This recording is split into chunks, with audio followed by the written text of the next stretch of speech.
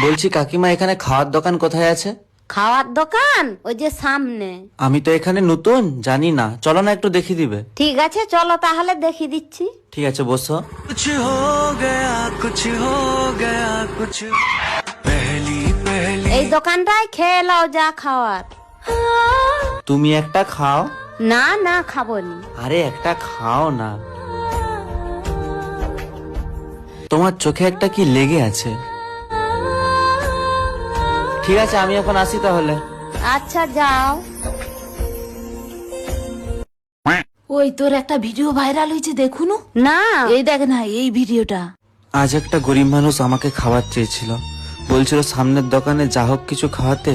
আমি তার কষ্ট না দেখতে পেরে তাকে বিস্কুট কিনে দিলাম।